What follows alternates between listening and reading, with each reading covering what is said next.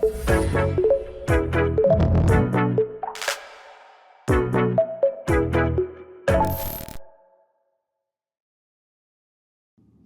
so much for joining me on the Slice of Technology podcast. How are you today? Thanks for having me. Yeah, doing great. Looking forward to this. Let's dig right in. Someone's walking down the street. They see you in that shirt. They say, what is contextual AI? What do you tell them? So we are a production-grade enterprise AI platform for getting you to the production bar. It's very easy to build demos in AI these days. It's very hard to build production systems, and we are the best in the world at doing that. And then they're going to say, why did you want to start this in the first place, right? Yeah, so the story is ChatGPT had happened. We saw all this excitement everywhere in the world. That excitement very quickly became frustration because the technology wasn't quite ready yet. And so we knew that RAG, retrieval augmented generation, would be one of the key components in making Gen AI work. And we knew that because I was involved in the original RAG project as the project lead. But we also knew that we could do a lot better than the original RAG. Right? That's kind of an old idea at this point. So our proprietary technology, RAG 2.0, powers this platform, and it's much better, more accurate, less hallucination than the old RAG. So that's kind of what we founded the company around. Now, when you first started the company, so you kind of there was a couple things that led up to it, but like, I also like to focus in on that final aha moment. That's like, that was the final domino, right? Because every founder I talk to, they say there was all these things going through their head before they started the company of like, you know, that led up to that. But there was always that final domino that would fall, that they finally, whether it's, you know, they went and registered for, you know, the company and everything and started putting some things in motion. What was that final domino for you? Yeah, it's a good question. It was kind of a gradual process. I always wanted to start a company. I started my first company when I was 18 in the Netherlands. And so when I left Fair, I wanted to do a company, but I didn't feel quite ready. So I joined Hugging Face, great experience there, and then learned a lot. And then the market was just ready. So it was sort of the obvious thing to do in a way. I could just see the frustration. I could see RAG taking off. I knew that I could do better than RAG. It was just kind of perfect timing. So yeah, the aha moment, I guess if I have to think of one thing is, there's a good VC friend of mine. I won't name the VC firm, but she was like, you need to do this. And that for me was really like, okay, I'll do it. She's great. I love it. Yeah, it's and that being said, right, like, there was obviously like you were leaning towards that, but it takes sometimes that final, like, whether it's someone telling you or like that final push, right, that gets you to eventually just do it. Exactly. One of the things I was really excited about having you on, giving your background, is, you know, how do we truly like separate truly groundbreaking AI technologies from those merely following the hype? Because it seems like there is a lot of those companies that are just following the hype. Yeah, I think it's a great question because this idea of groundbreaking doesn't really exist when you're on the research side. So my background is in AI research, right? And so if you think about things that in retrospect we consider groundbreaking, so I would think like the Transformers paper or GPT 1, 2, and 3, or maybe even the RAG paper, that at the time was pretty incremental work. It wasn't like the paper came out and everybody was like, wow, you know, it took a really long time for people to actually figure out that this was important. And so, you know, history is written by the victors. And it's always easy in hindsight to kind of point towards a couple of papers because that's how I think as human beings we explain history. But yeah, there's very little groundbreaking stuff happening in technology, honestly, in general. I think like the general trend we're on is like we're getting more and more compute, and that's it. But then on the other side, so I think there's nothing really wrong with just following the hype. There's a lot of interesting work on the technology side happening just in how do we engineer things to be most optimal for language models, and how do we get language models to work as well as they can. So if you really want to be groundbreaking, I think what you should be thinking about is not how I can make language models better, but how can I make something that is better than language models.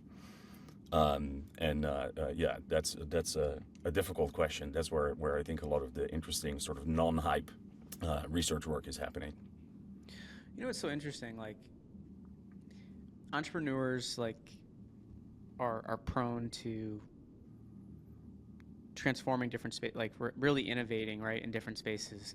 But when you look at certain things, this kind of opened my eyes when I talked with James Courier at NFX, right? So often it's about creating something just a little bit better rather than doing what you were saying, where it's like, is just making it better, is that the best, or should it be like a whole different setup entirely, right? Because and I think that's what truly the speed at which this technology is growing, right? It's allowing to actually look at different ways that we were doing things and not just make it better, change how it was done entirely, right?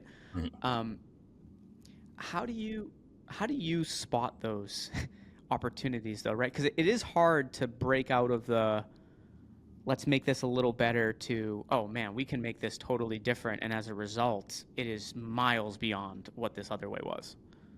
Yeah, I mean, and so yeah, if that was easy, then everybody would be Yeah, doing it yeah. all the time, right? So I guess it's almost a question of like fundamental like scientific discovery in a way, right? So like serendipity and all of these kind of concepts where you just need to make sure that you have a very strong foundation before you can even identify these opportunities, right? So you need to think about it very deeply. You need to be really ingrained in the problem, really need to understand it from all kinds of different angles, and then suddenly you get this eureka moment. Um, but again, like that sounds very groundbreaking, but it's because of all the ground work that you did that you can actually get that groundbreaking thought. It's like let's kind of talk a little bit about when you were talking about your background in AI research. um, let's talk about people that are in AI research starting more company, like it seems very logical, right, that a lot of these people that have been researching AI for years should go ahead and start companies because of the knowledge. What is it about the research part of that that like made you a better founder? Do you feel like and able to create this like truly awesome company? Yeah, I think there isn't that big of a difference between being a very good research scientist and being a very good CEO. Kind of sounds weird, maybe, but I think when you're a researcher, you really need to think about sort of what is your story, right? Like, what is the hypothesis you're testing? How do you get there the quickest? Because you want to fail fast as a researcher too, because that's how you get to the interesting ideas. So there actually are lots of parallels between being a researcher and being an entrepreneur. So I think it has helped me a lot in just like telling the story and thinking through problems. So yeah, more researchers should start companies. It's happening all over the place now, so that's good. When you look at just all these different industries, what industries um, really excite you for all the possible AI applications that'll impact them? Yeah, I mean, I think every industry is going to get disrupted by this technology at some point, right? It just depends on what your timeline is. Some industries are probably easier. So if you look at things like marketing, I think it just kind of is a shoe in, right? You just have a language model, it generates some copy, and you can edit it and do cool stuff with it. Um, I think the more interesting problems for me are when you move up the org chart almost, right? So it's not the analyst and kind of the sort of low hanging fruit work. It's really the deep knowledge work. If you can make that better, then you can have a huge impact on how companies work. So at Contextual, our mission is to change the way the world works through AI. So literally how people do their jobs, that's going to change completely.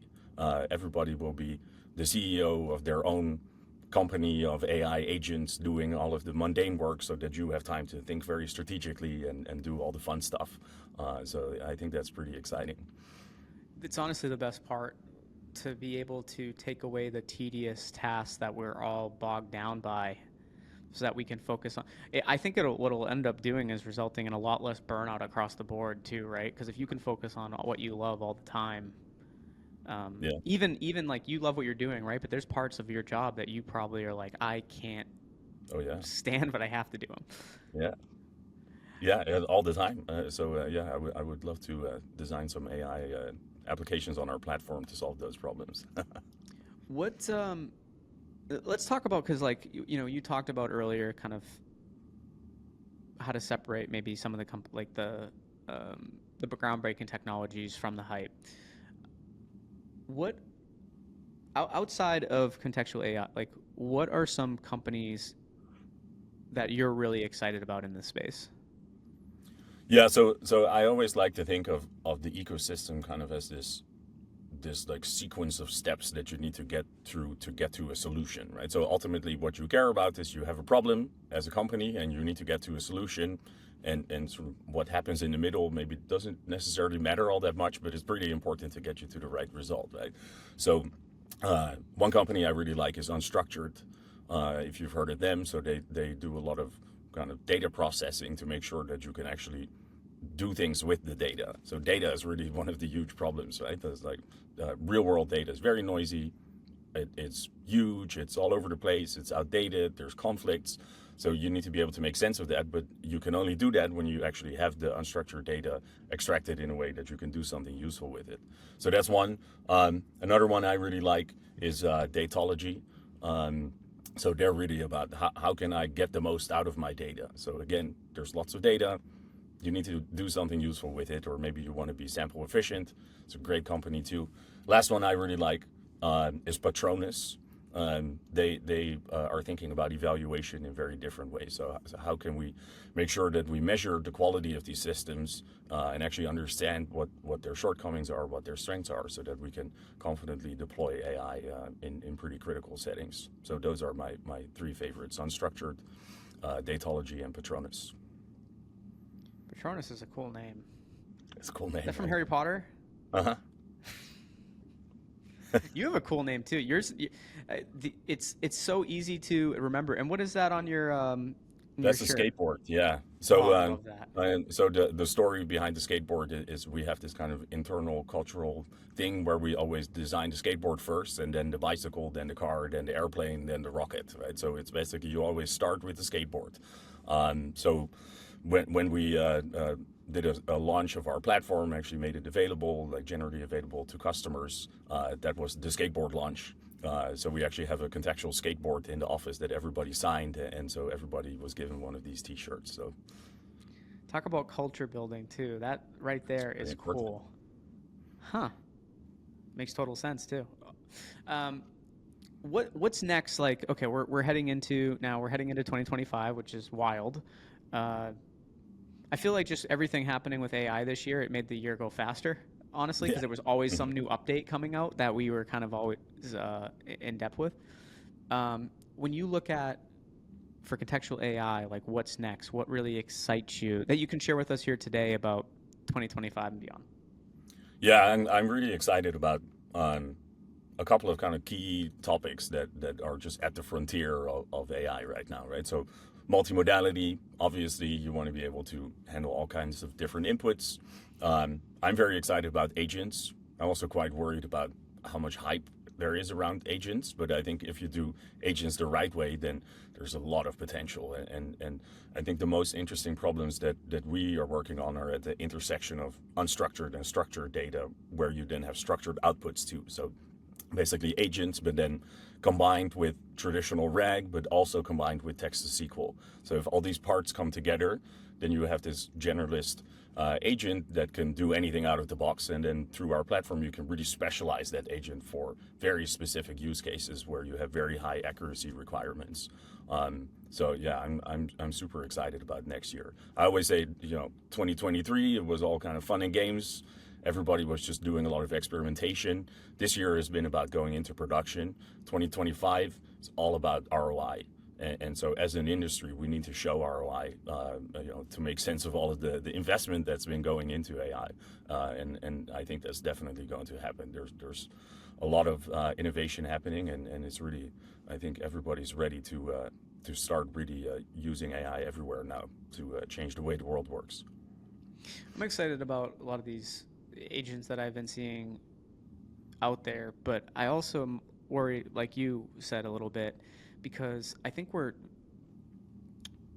like overstating how much they can actually do today. Mhm. Like you see But a these lot like demo, so the yeah, technology, the technology is already there. Like if you want to like go and design an agent now that can book you a flight when you tell it like I want to go to New York, and then we'll give you a couple of options and you can choose one. Like we can make that right now. The reason it's not integrated in like delta.com or whatever is because of lawyers and compliance and regulation and risk. It's like when there are actual like financial stakes, then it just becomes much harder to deploy it. So the story of AI adoption and how we get to ROI is not just about technology. It's also about like change management, basically, right? Like how do we get people to actually change their behavior so that they can incorporate AI into their workflows effectively. Interesting. Yeah.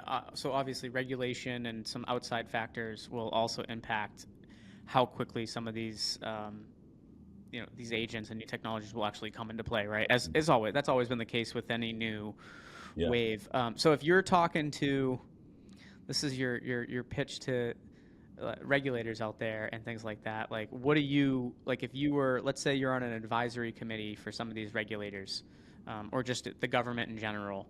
What would be kind of your take? And they're asking you, hey, what should we be doing in terms of AI, and what should we be aware of? Yeah. So I think the first assumption to get rid of is that some people think that AI can get to 100% accuracy. I think depending on the industry you work on, even humans usually don't have 100% accuracy, right? So I think you need to accept that AI will make mistakes, and then you need to think very carefully about how you handle those mistakes, right? So in our platform, we have a lot of features built in, like audit trails, so that when a regulator comes to you and asks, like, why did you give this answer, we actually have an audit trail. We have bounding boxes inside the kind of sources that say, this is where this specific quote came from. And then when you make a mistake, you should ideally be able to identify that, ooh, this is maybe not quite right, right? So we have built-in uncertainty estimation and things like that, where there's an answer, and then you go like, well, maybe you want to double check this before you tell this to the customer directly. So there's a lot of tooling that you can build around the sort of accuracy gap that will always be there. And I think that's what regulators need to be thinking about much more carefully. Last question for you before we wrap up here. What are you excited about in terms of Human X? I'm just looking forward to seeing a lot of amazing content. I think the lineup is just insane. So it's going to be a lot of fun. Perhaps the best lineup I've ever seen for a first year event. I believe you. Honestly. Yeah. Yeah, it's Well, really impressive. look forward to seeing you there. Wishing you all the best of luck, and want to thank you so much for joining us here today on the podcast. Likewise, thanks for having me.